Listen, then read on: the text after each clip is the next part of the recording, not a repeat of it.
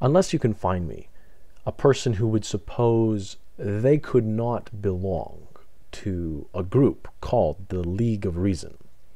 If you could find me a person who would rather suppose that they belong to the League of Unreason, or Contradiction, the League of Contradiction, or perhaps the League of Intellectual Bankruptcy.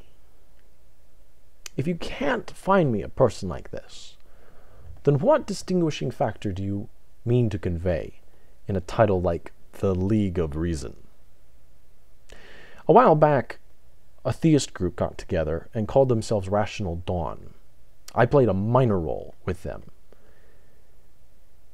But what I rather liked about the whole thing was actually the counterposition that the atheists took. The atheists called themselves Rational Tuesday Afternoon. That's interesting. Why is that meaningful? Why is that meaningful? Rational Tuesday Afternoon. Well, it just picks a random day, a random time, and say, hey, we can be reasonable whenever. It really was kind of a poke in the eye, the idea that we are the Rational Dawn. You know, anyone could suppose that their position is the dawning of something more reasonable. But quite ironically, now we have this League of Reason that's falling into the same trap. I would suppose that the League of Reason is headed by Brits. I'm joking. I'm probably not, though. They probably are led by Brits. Is it just a bunch of Brits that are saying that they're part of the League of Reason? Like they watch the League of Extraordinary Gentlemen? No, they read. They read over there. Never mind. They actually read the book.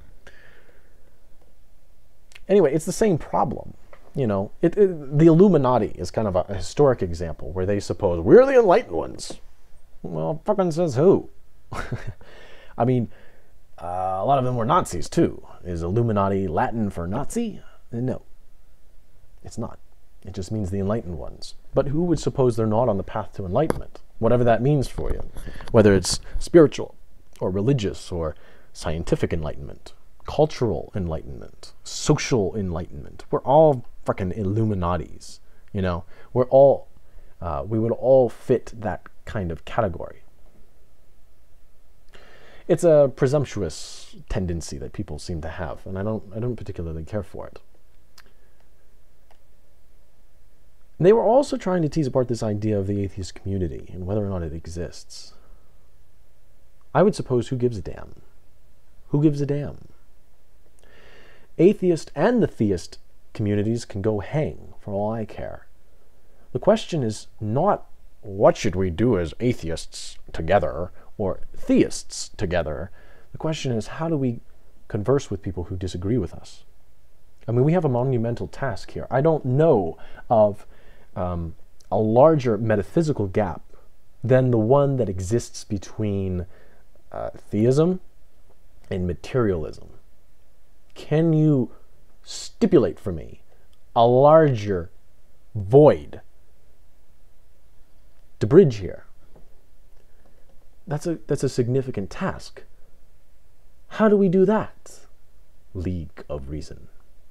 If any of you are watching from the League of Reason, you know, I don't know, the League of Atheists, the League of Reasonable Atheists, the League of Witting and Charming Atheists, I don't know, League of Reason, whatever. But if any from the League of Reasoning are watching this, how do you suppose we bridge that gap? And why do you suppose we should give a damn if there is an atheist community, or even if there is a theist community, or even a Christian or a Muslim community? There is but one community that I'm concerned with. Without making a red state and blue state kind of speech, I'll just leave it at that, because I think you know where I'm driving at. No. Atheist and theist community can go hang. What do you and I do about our differences?